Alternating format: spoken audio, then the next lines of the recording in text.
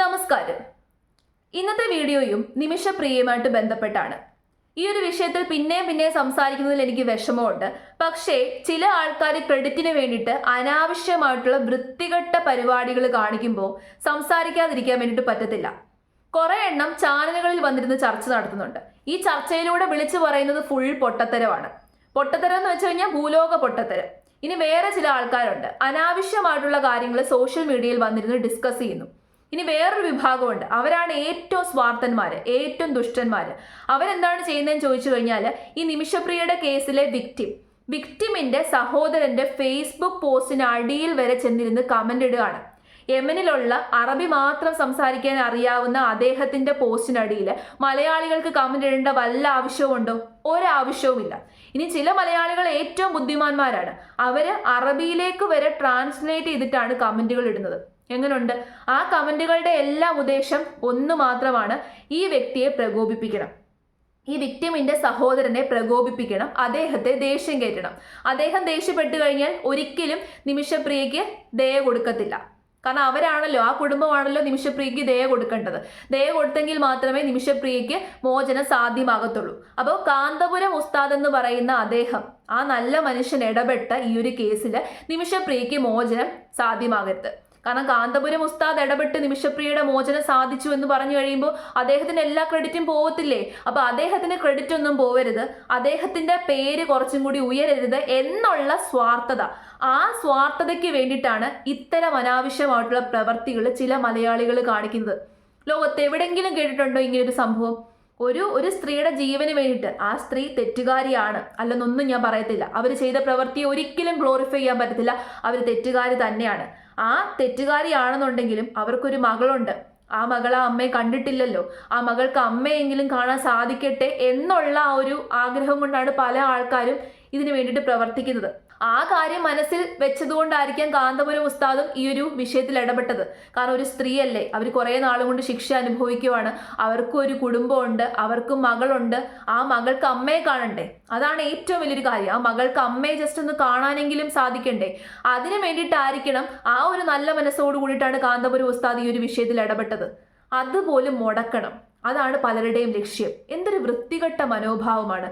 Credit വേണമെന്നുണ്ടെങ്കിൽ അങ്ങ് കൊടുക്കാം, നിങ്ങൾ അങ്ങ് എടുത്തോ ക്രെഡിറ്റ് എല്ലാം, അദ്ദേഹത്തിന് ക്രെഡിറ്റ് ഒന്നും വേണ്ട. ക്രെഡിറ്റിന് വേണ്ടിയാണെന്നുണ്ടെങ്കിൽ വേറെ പല കാര്യങ്ങളും ചെയ്യാമല്ലോ. അദ്ദേഹത്തിന് ഇതിനകത്ത് ഇടപെടാതിരിക്കാം. നിങ്ങൾ മനസ്സിലാക്കേണ്ട ഒരു കാര്യമുണ്ട്, ഇതിനകത്ത് ഒരുപാട് ആൾക്കാർ പ്രവർത്തിച്ചിട്ടുണ്ട്, ഇല്ലെന്നൊന്നും പറയത്തില്ല. എല്ലാ മേഖലയിലുള്ള രാഷ്ട്രീയക്കാരും മതപണ്ഡിതന്മാരും ഒക്കെ ഇതിനകത്ത് പ്രവർത്തിച്ചിട്ടുണ്ട്. കാന്തപുരം ഉസ്താദിന്റെ ശ്രദ്ധയിലേക്ക് ഈ ഒരു വിഷയം ശ്രദ്ധയിൽപ്പെടുത്തിയത് തന്നെ ചാണ്ടി ഉമ്മനാണ്. അദ്ദേഹം കുറെ കാര്യങ്ങൾ ചെയ്തിട്ടുണ്ടായിരുന്നു. അദ്ദേഹം മുഖ്യമന്ത്രിയെ പോയി കണ്ടു, ഗവർണറെ പോയി കണ്ടു, ഗവർണർ നമ്മുടെ സെൻട്രൽ ഗവൺമെന്റിന് കത്തയച്ചു, നമ്മുടെ മുഖ്യമന്ത്രിയും നമ്മുടെ പ്രധാനമന്ത്രിക്ക് കത്തയച്ചു ഈ വിഷയത്തിൽ ഒന്ന് ഇടപെടണമെന്നൊക്കെ പറഞ്ഞ്. മാത്രമല്ല സെൻട്രൽ ഗവൺമെന്റ് നല്ല രീതിയിൽ ഇടപെട്ടിരുന്നു. സെൻട്രൽ ഗവൺമെന്റിന് ഈ ഒരു വിഷയത്തിൽ ഇടപെടാൻ പറ്റുന്നത് എങ്ങനെയാണ്? ഡിപ്ലോമാറ്റിക് റിലേഷൻഷിപ്പ് വഴിയേ ഇടപെടാൻ പറ്റത്തുള്ളൂ. ഒരു രാജ്യത്തിന് മറ്റൊരു രാജ്യത്തിന്റെ കാര്യങ്ങളിൽ ഇടപെടണമെന്നുണ്ടെങ്കിൽ അത് നയതന്ത്രപരമായിട്ട് മാത്രമേ ഇടപെടാൻ പറ്റത്തുള്ളൂ.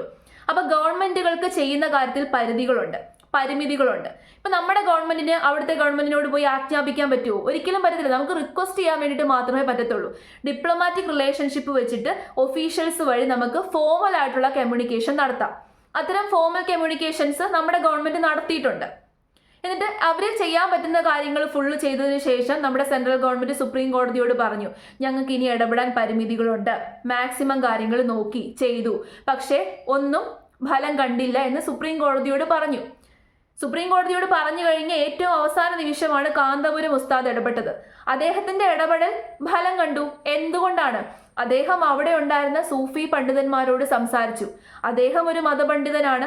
അവിടെയാണെങ്കിൽ യമന്റെ കാര്യം നോക്കിക്കഴിഞ്ഞാൽ നമ്മുടെ നിയമങ്ങൾ പോലെയല്ല, അവിടെ മതപരമായിട്ടുള്ള കാര്യങ്ങളാണ് കൂടുതൽ, മതപരമായ നിയമങ്ങൾക്കാണ് പ്രാധാന്യം. അപ്പൊ മതപണ്ഡിതന്മാർക്ക് നല്ല പ്രാധാന്യമുണ്ട്.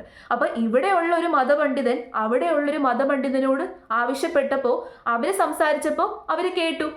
അങ്ങനെയാണ് ഇത് നീട്ടിവെച്ചതും ചർച്ചയ്ക്ക് വഴിയൊരുക്കിയതും. ഇതിത്ര സമ്മതിക്കാൻ എന്തിനാണ് മടി കാണിക്കുന്നത്? ചെറുതായിട്ടൊന്ന് ചിന്തിച്ചു കഴിഞ്ഞാൽ നമുക്ക് മനസ്സിലാവും. എല്ലാവരും പ്രവർത്തിച്ചിട്ടുണ്ട്, എല്ലാവരും വേണ്ട കാര്യങ്ങളൊക്കെ ചെയ്തിട്ടുണ്ട്. പക്ഷെ ഇദ്ദേഹം ഇടപെട്ടപ്പോൾ ഇത്രയും ഒരു ആശ്വാസം ഉണ്ടായി. അത് സമ്മതിക്ക്. ഒരാൾ ഒരു വഴി വെട്ടിത്തരുമ്പോൾ ആ വഴിയിലൂടെ സഞ്ചരിക്കാനല്ലേ നമ്മൾ നോക്കേണ്ടത്? കാന്തപുരം ഉസ്താദ് ഒരു വഴി വെട്ടിത്തന്നു, ചർച്ചയ്ക്കുള്ള അവസരം ഒരുക്കി തന്നു, അദ്ദേഹവും ചർച്ചയിൽ പങ്കെടുക്കുന്നുണ്ട്. അപ്പോൾ ബാക്കിയുള്ള ആൾക്കാർ എന്താണ് ചെയ്യേണ്ടത്? ബാക്കിയുള്ള ആൾക്കാർ അദ്ദേഹത്തിന്റെ ഒപ്പം നിൽക്കുക. അദ്ദേഹത്തിന്റെ ഒപ്പം നിന്ന് ഒപ്പം സഞ്ചരിച്ചെങ്കിൽ മാത്രമേ ഇത് സക്സസ് ആവത്തുള്ളൂ. പക്ഷെ അങ്ങനെയല്ല ചില ആൾക്കാർ ചെയ്യുന്നത്.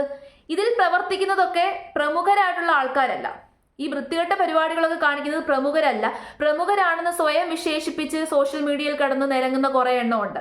അവരാണ് ഈ വൃത്തികെട്ട പരിപാടിയൊക്കെ കാണിക്കുന്നത്. ഇതിലൊരു പ്രമുഖന്റെ ചാനൽ ചർച്ച ഞാൻ കാണിച്ചു തരാം. ചാനലിൽ വന്നിരുന്ന് എന്നാണ്ടൊക്കെ പറയുന്നുണ്ട്, പക്ഷെ പറയുന്നത് എന്താണെന്നുള്ളത് നമുക്ക് മനസ്സിലാവത്തില്ല. ഏതായാലും ആ ചാനൽ ചർച്ച കണ്ടിട്ട് ബാക്കി സംസാരിക്കാം. എന്തോ ഒരു വലിയൊരു ആവശ്യപ്പുറത്ത് ഇത് ചെയ്തു വെക്കുമ്പോൾ ഇതുകൊണ്ടുണ്ടാകുന്ന ദോഷം പോലും ആലോചിക്കാതെ ഇറങ്ങിത്തിരിക്കുന്നത് നമ്മളിവിടെ കാണുമ്പോഴാണ്, അതിന്റെ പിന്നാലെ വരുന്ന സ്റ്റേറ്റ്മെന്റ്സും കൂടി കാണുമ്പോഴാണ് നമുക്ക് ഇതിനകത്ത് ചില കാര്യങ്ങൾ പറയേണ്ടതായിട്ട് വന്നത്. അപ്പോൾ പിന്നെ അത് പറയാനുള്ള പൂർണ്ണമായ അവകാശം നമുക്ക് വന്നു ചേരുകയാണ്. എന്താണത്? ഇതിന്റെ പിന്നിൽ മറ്റെന്തെങ്കിലും കാരണങ്ങളുണ്ടോ, ഈ ബന്ധങ്ങൾക്ക് പിന്നെ വേറെ എന്തെങ്കിലും ചില അന്തർധാരകളുണ്ടോ എന്നിവരെ സംശയിക്കാനുള്ള എല്ലാ വകുപ്പും വെച്ച് തരുന്നത് ഇവർ തന്നെയാണ്.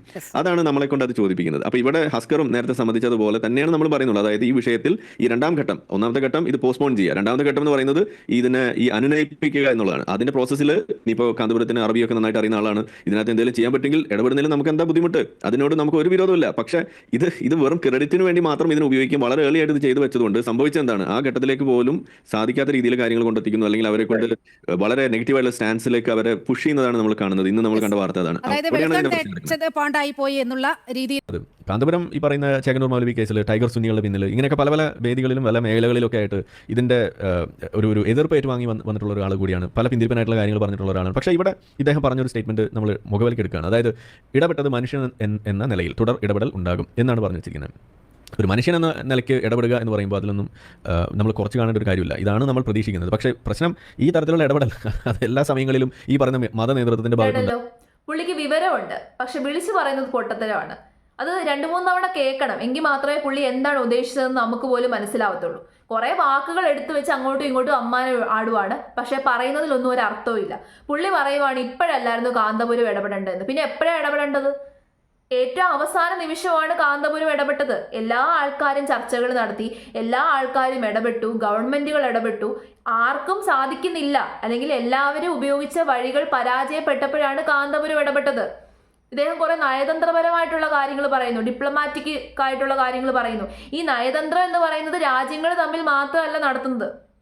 രാജ്യങ്ങൾ തമ്മിൽ നയതന്ത്രപരമായിട്ട് കാര്യങ്ങൾ ഇടപെട്ടു. ആ നയതന്ത്രപരമായിട്ടുള്ള ആ ഒരു കാര്യങ്ങൾ പരാജയപ്പെട്ടിട്ടുണ്ടെന്നുണ്ടെങ്കിൽ ഇൻഫോർമൽ ആയിട്ടുള്ള കമ്മ്യൂണിക്കേഷൻസ് നടത്താം. മതപണ്ഡിതന്മാർ തമ്മിൽ അങ്ങോട്ടും ഇങ്ങോട്ടും പരസ്പരം കമ്മ്യൂണിക്കേഷൻസ് നടത്തുന്നുണ്ട്. ഒരു രാജ്യത്തുള്ള മതപുരോഹിതന്മാർക്ക് അപ്പുറത്തെ രാജ്യത്തുള്ള മതപുരോഹിതന്മാരോട് സംസാരിക്കാം. അതൊരു ഇൻഫോർമൽ കമ്മ്യൂണിക്കേഷൻ ആണ്, കാരണം അവരുടെ പരിചയം വെച്ചിട്ടാണ് സംസാരിക്കുന്നത്. അങ്ങനത്തെ ആ ഒരു കാര്യം മാത്രമാണ് കാന്തപുരം ഉസ്താദ് ചെയ്തത്. കാന്തപുരം ഉസ്താദ് ഇല്ലീഗൽ ആയിട്ടുള്ള ഒരു കാര്യവും ചെയ്തിട്ടില്ല, ലീഗൽ ആയിട്ടുള്ള കാര്യം മാത്രമാണ് ചെയ്തത്. എപ്പോഴും ഒരു വഴി മാത്രമേ സ്വീകരിക്കാവൂ എന്നൊന്നും ഇല്ലല്ലോ. നമ്മുടെ രാജ്യങ്ങൾ തമ്മിൽ അങ്ങോട്ടും ഇങ്ങോട്ടും സംസാരിച്ചു, നടന്നില്ല. അന്നേരം ഇൻഫോർമൽ ആയിട്ടുള്ള ഒരു കമ്മ്യൂണിക്കേഷൻ വഴി ഇൻഫോർമൽ ആയിട്ടുള്ള ഒരു ഡിപ്ലോമാറ്റിക് റിലേഷൻഷിപ്പ് അവിടെ ഉണ്ടായിരുന്നു, അങ്ങനെ സാധിച്ചു. ഇനി പറയുവാണ് ഇവർ തമ്മിലുള്ള ബന്ധം എന്താണെന്ന് പോലും കണ്ടെത്തണമെന്ന്. അവർ തമ്മിലുള്ള ബന്ധം എന്താണ്? ഇവിടെയുള്ളൊരു മതപുരോഹിതൻ, ഒരു പണ്ഡിതൻ അവിടെയുള്ളൊരു മതപുരോഹിതനുമായിട്ട് സംസാരിച്ചു. അവർ തമ്മിൽ കൂടിപ്പോയാൽ എന്ത് ബന്ധമാണുള്ളത്? മതപരമായിട്ടുള്ള ബന്ധമാണുള്ളത്. കഷ്ടം തന്നെ. അടുത്ത കാര്യങ്ങൾ കുത്തിപ്പൊക്കിക്കൊണ്ട് വരുവാണ് ഇവർ തമ്മിൽ വഴിവിട്ട ബന്ധമുണ്ടെന്ന്. ഇവിടുത്തെ നമ്മുടെ കാന്തപുരം ഉസ്താദും അവിടെയുള്ള സൂഫി ഉസ്താദും തമ്മിൽ വഴിവിട്ട ബന്ധമാണെന്ന്, അത് അന്വേഷിക്കണമെന്ന്. കൊള്ളാം, കഷ്ടം തന്നെ. ഇത്തരം ആൾക്കാർ നമ്മുടെ നാട്ടിലുണ്ടെന്നുണ്ടെങ്കിൽ ഒരു കാര്യവും നടക്കത്തില്ല. ജാതി, മതം, രാഷ്ട്രീയം ഇതൊക്കെ പറഞ്ഞ് കുത്തിത്തിരിപ്പുണ്ടാക്കുകയാണ് ചിലരുടെയൊക്കെ പരിപാടി. ഇത്തരം കുത്തിത്തിരിപ്പുകാരുള്ളത് കൊണ്ടാണ് പല കാര്യങ്ങളും പയ്യെ പോകുന്നത്. ഒരു കാര്യം സ്പീഡായിട്ട് നടക്കാത്തതിന്റെ ഒരേ ഒരു കാരണം ഇത്തരം കുത്തിത്തിരിപ്പുകാരാണ്. കാരണം ഇവർ സമ്മതിക്കത്തില്ല. എന്തെങ്കിലുമൊക്കെ നടക്കും എന്നാകുമ്പോൾ ഇവർ വന്നങ്ങ് തടസ്സം നിൽക്കും. പിന്നെ എങ്ങനെ സ്പീഡായിട്ട് നടക്കും? ഇപ്പൊ നിമിഷപ്രിയയുടെ കാര്യത്തിലും അതാണ് സംഭവിക്കുന്നത്. നിമിഷപ്രിയ ആക്ഷൻ കൗൺസിലിന്റെ ഭാഗമായിട്ടുള്ള ഒരു വ്യക്തി, ഒരു അഡ്വക്കേറ്റ് ആണ്, അഡ്വക്കേറ്റ് സുഭാഷ് ചന്ദ്രൻ. അദ്ദേഹം മാധ്യമങ്ങളോട് സംസാരിക്കുന്ന ഒരു വീഡിയോ ഉണ്ട്. അതിനകത്ത് അദ്ദേഹം കൃത്യമായിട്ടുള്ള കാര്യങ്ങൾ പറഞ്ഞു വെക്കുന്നുണ്ട്, ഈ പ്രവർത്തികൾ കൊണ്ട് എന്താണ് സംഭവിക്കാൻ പോകുന്നത് എന്ന്. അതും കൂടി നമുക്കൊന്ന് കേട്ടിട്ട് വരാം. ശേഷം അവരുമായുള്ള ഒരു പ്രാഥമിക ചർച്ചകൾ ആരംഭിക്കാൻ വേണ്ടി സാധിച്ചു. പക്ഷേ ഈ ചർച്ചകളെല്ലാം നടക്കുന്നത് ശ്രീ AP അബൂബക്കർ മുസ്ലിയാരുടെ നേതൃത്വത്തിലുള്ള മർക്കസിന്റെ നേതൃത്വത്തിലാണ് ഈ ചർച്ചകൾ നടക്കുന്നത്. അദ്ദേഹത്തിന്റെ ബന്ധങ്ങൾ ഉപയോഗിച്ചുകൊണ്ടാണ്. പക്ഷെ അദ്ദേഹത്തെ ഈ ചർച്ചകൾ നടത്തുന്ന സൂഫി പണ്ഡിതരെ എല്ലാം അപമാനിക്കുന്ന തരത്തിലേക്ക് വലിയ രീതിയിലുള്ള ചർച്ചകൾ കഴിഞ്ഞ 2 ദിവസങ്ങളിലായി, ഇന്നലെ ഈ ഉത്തരവ് വന്നത് മുതൽ നിമിഷപ്രിയെ പിന്നെ താൽക്കാലികമായ ഒരു ആശ്വാസമായി വധശിക്ഷ റദ്ദാക്കിക്കൊണ്ടുള്ള അല്ലെങ്കിൽ നീട്ടിവെച്ചുകൊണ്ടുള്ള ഉത്തരവ് വന്നത് മുതൽ ചില വ്യക്തികൾ ചാനലുകൾക്കകത്ത് ചെന്നിരുന്ന് ഈ നെഗോസിയേഷൻ പ്രവർത്തനങ്ങൾക്ക് നേതൃത്വം നൽകുന്നവരെ അപമാനിക്കുന്ന തരത്തിലേക്കുള്ള പ്രസ്താവനകൾ നടത്തുകയാണ്. ഈ പ്രസ്താവനകൾ സ്വാഭാവികമായും അവിടെയുള്ള ആളുകളുടെ ശ്രദ്ധയിൽപ്പെട്ടിട്ടുണ്ട്. ഈ നെഗോസിയേഷൻ പ്രവർത്തനങ്ങൾ നമ്മൾ നടത്തുന്നത് യമനിലെ പ്രമുഖരായ സുന്നി പണ്ഡിതന്മാരുടെ നേതൃത്വത്തിൽ അവരുടെ ബന്ധങ്ങൾ ഉപയോഗപ്പെടുത്തിക്കൊണ്ടാണ്.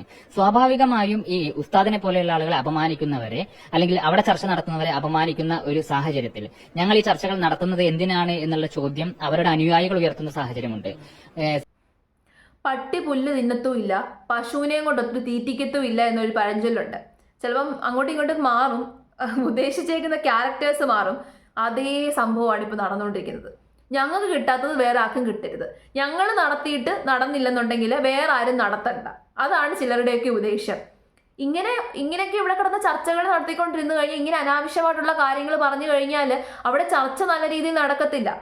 ഇപ്പം ചർച്ച നടത്തിക്കൊണ്ടിരിക്കുന്ന പണ്ഡിതന്മാരെയും പുരോഹിതന്മാരെയും കൂടി അങ്ങ് വഴക്ക് പറയുവാണ്, അവരെ പറ്റിയിട്ട് അനാവശ്യം പറയുവാണ്. കാന്തപുരം ഉസ്താദിനെ പറ്റിയിട്ട് മാത്രമല്ല അനാവശ്യം പറയുന്നത്, അവിടെയുള്ള ആ സൂഫി പണ്ഡിതനെ പറ്റിയിട്ട് വരെ അനാവശ്യം പറയുവാണ്. ഇവർ തമ്മിൽ വഴിവിട്ട ബന്ധമാണ്, ഇവർ തമ്മിൽ വേറെ ഏതാണ്ടൊക്കെ ബന്ധമുണ്ട്, അതുവരെ നമ്മൾ അന്വേഷിക്കണം.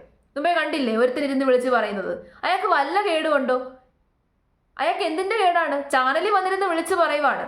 അപ്പൊ ഈ ഒരു സാഹചര്യത്തിൽ ഇതുപോലെ അവരെ അപമാനിക്കുന്നത് കണ്ടു കഴിഞ്ഞാൽ അവർ വിചാരിക്കും ഞങ്ങൾക്ക് എന്തിന്റെ കേടാണ്, ഞങ്ങൾക്ക് മിണ്ടാതിരുന്നാൽ പോരെ, ഞങ്ങൾ ഈ വിഷയത്തിൽ ഇടപെട്ടിട്ട് ഞങ്ങൾക്ക് ഇപ്പൊ പണി കിട്ടുവാണ് എന്നുണ്ടെങ്കിൽ ആരെങ്കിലും ഇടപെടുവോ? ഇല്ല. വടി കൊടുത്ത് ആരെങ്കിലും അടി വാങ്ങിക്കുവോ? ഇല്ല, ഒരിക്കലും ഇല്ല. കാശ് കൊടുത്ത് കടിക്കുന്ന പട്ടിയെ ആരും വാങ്ങിക്കത്തില്ല. അപ്പോൾ ഒരു നല്ല പ്രവൃത്തി ചെയ്യാൻ വേണ്ടിയിട്ട് നല്ല മനസ്സോട് കൂടിയിട്ട് ഒരാൾ വരുന്ന സമയത്ത് അവരെ അംഗീകരിക്കാം. അയാളുടെ മതവും രാഷ്ട്രീയവും എന്തുമായിക്കോട്ടെ അവരെ അംഗീകരിക്കുക. അത് നമ്മൾ പഠിക്കേണ്ട ഒരു പാഠമാണ്, അതെല്ലാ ആൾക്കാരും മനസ്സിലാക്കേണ്ട ഒരു പാഠമാണ്. പക്ഷെ ആ പാഠം പലർക്കും അറിയത്തില്ല. ചില കുത്തിത്തിരിപ്പുകാരുണ്ടല്ലോ, ഈ കുത്തിത്തിരിപ്പുകാരെ ഈ നാട്ടിൽ നിന്ന് ഓടിക്കാതെ നമ്മുടെ നാട് രക്ഷപ്പെടത്തില്ല. ഇപ്പം നമ്മുടെ നാട് ഇങ്ങനെ ആയതിൻ്റെ ഒരു മെയിൻ കാരണം ഇത്തരം കുത്തിത്തിരിപ്പുകാരാണ്. ഒരു കാര്യം അവരോട്ട് ചെയ്യത്തുമില്ല, അവരെയും കൊണ്ടൊട്ട് കഴിയത്തുമില്ല, കഴിവുമില്ല, വെറുതെ വന്നിരുന്ന് കുത്തിത്തിരിപ്പുണ്ടാക്കും. വേറെ ആരും ചെയ്യരുത്, ഞങ്ങൾ ചെയ്യാത്ത കാര്യം വേറെ ആരും ചെയ്യരുത്. അനുയായികൾ ഉയർത്തുന്ന സാഹചര്യമുണ്ട്. നമ്മളെ സഹായിക്കാൻ വേണ്ടി, ഇന്ത്യയെ സഹായിക്കാൻ വേണ്ടി, നിമിഷയെ സഹായിക്കാൻ വേണ്ടി സ്വയം സന്നദ്ധരായി അവരുടെ രാജ്യത്തുള്ള ആളുകൾ വരുമ്പോൾ അവരെ അപമാനിക്കാൻ വേണ്ടിയാണ് നമ്മുടെ ചില സുഹൃത്തുക്കൾ മാധ്യമങ്ങളെ ഗൗരവപൂർണ്ണമായിട്ടുള്ള കാര്യമാണ്. അത് മാത്രമല്ല ഇതിനൊപ്പം തന്നെ അവിടെയുള്ള ആളുകളെ, തലാലിന്റെ കുടുംബത്തെ ബന്ധപ്പെടുക, ഇവിടെ ആഘോഷം നടക്കുകയാണെന്ന് അറിയിക്കുക, ഇതൊക്കെ ശരിക്കും നമ്മുടെ പ്രവർത്തനങ്ങളെ മോശമായി ദോഷകരമായി ബാധിക്കും. അതാണ് ഞാൻ പറഞ്ഞത്. സ്വാഭാവികമായും വളരെ സങ്കുചിതമായ താല്പര്യങ്ങൾ മുൻനിർത്തിക്കൊണ്ട് അവരെ അറിയിക്കാൻ വേണ്ടി ശ്രമിക്കുന്നു. തലാലിന്റെ ബ്രദറിന്റെ, അദ്ദേഹത്തിന്റെ സഹോദരന്റെ ഫേസ്ബുക്ക് പോസ്റ്റിന് താഴെ പോയി വലിയ രീതിയിലുള്ള കമന്റുകൾ, മോശമായ രീതിയിൽ, അത് അവർക്ക് മനസ്സിലാക്കണം എന്നുള്ള കൃത്യമായ ധാരണയുടെ അടിസ്ഥാനത്തിൽ അറബിയിലൊക്കെ ട്രാൻസ്ലേറ്റ് ചെയ്തുകൊണ്ട് വരെ പോസ്റ്റുകൾ ഇടുന്നു, കമന്റുകൾ ഇടുന്നു എന്നുള്ള സാഹചര്യം. അപ്പോൾ ഒരു ജീവനെ സംബന്ധിച്ച് നമ്മളിവിടെ ജീവൻ മരണ പോരാട്ടം, ഒരു പെൺകുട്ടിയുടെ ജീവൻ രക്ഷിക്കാൻ വേണ്ടി ജീവൻ മരണ പോരാട്ടം നടത്തുന്ന സമയത്ത് ഇതിനെല്ലാം വളരെ ലാഘവ ബുദ്ധിയോടുകൂടി കാണുകയും തങ്ങളുടെ ചില താല്പര്യങ്ങൾ മാത്രം സംരക്ഷിക്കണം. ഈ ചർച്ചകൾക്ക് നേതൃത്വം നൽകുന്ന ആളുകളുടെ അവരെ മോശക്കാരാക്കാൻ വേണ്ടി ഒരു ജീവൻ നഷ്ടപ്പെടട്ടെ എന്ന രീതിയിലേക്ക് വരെ ചിന്തിക്കുന്ന ഇത്തരം വഴിമുടക്കികളാണ് നമ്മുടെ സമൂഹത്തിലെ ഏറ്റവും വലിയ ശാപം. ഇത്തരം വഴിമുടക്കികളെ നമ്മൾ മനസ്സിലാക്കണം, നമ്മൾ തിരിച്ചറിയണം. അവർ കുത്തിത്തിരിപ്പ് പറഞ്ഞുകൊണ്ടിരിക്കും, നമ്മുടെ മനസ്സ് മാറ്റാൻ വേണ്ടിയിട്ട്, നമ്മുടെ മനസ്സിലേക്ക് വിഷം നിറയ്ക്കാൻ വേണ്ടിയിട്ട് ഒത്തിരി കുത്തിത്തിരിപ്പുകൾ അവർ വന്ന് പറയും. അത് നമ്മൾ മനസ്സിലാക്കിക്കോണം, നമ്മൾ വ്യക്തമായിട്ട് മനസ്സിലാക്കിക്കോണം. ഇത്തരം ആൾക്കാരെ നമ്മൾ മനസ്സിലാക്കിയില്ല എന്നുണ്ടെങ്കിൽ അവരുടെ ആ ഒരു കുത്തിത്തിരിപ്പിൽ നമ്മൾ വീണ് പോയി കഴിഞ്ഞാൽ നമ്മുടെ മൈൻഡും കൂടി ഇല്ലാതെയാവും. നമ്മുടെ മനസ്സിലൂടെ അവർ വിഷം ഇങ്ങനെ കുത്തി നിറച്ചുകൊണ്ടിരിക്കും. അല്ലെന്നുണ്ടെങ്കിൽ എനിക്ക് മനസ്സിലാവുന്നില്ല, ഒരാളൊരു വഴി വെട്ടിത്തന്നു, ആ വഴിയിലൂടെ സഞ്ചരിക്കുക, ആ വഴി നല്ലതാണെന്നുണ്ടെങ്കിൽ ആ വഴിയിലൂടെ സഞ്ചരിക്കുക, അതിലൂടെ സഞ്ചരിച്ച് കാര്യങ്ങൾ എങ്ങനെയെങ്കിലും നടത്താം എന്നല്ല ആൾക്കാർ നോക്കുന്നത്. നിമിഷപ്രിയയുടെ മോചനം സാധ്യമാകുകയാണെന്നുണ്ടെങ്കിൽ അതെങ്ങനെയും നടത്തിയെടുക്കാം എന്നല്ല ആൾക്കാർ നോക്കുന്നത്.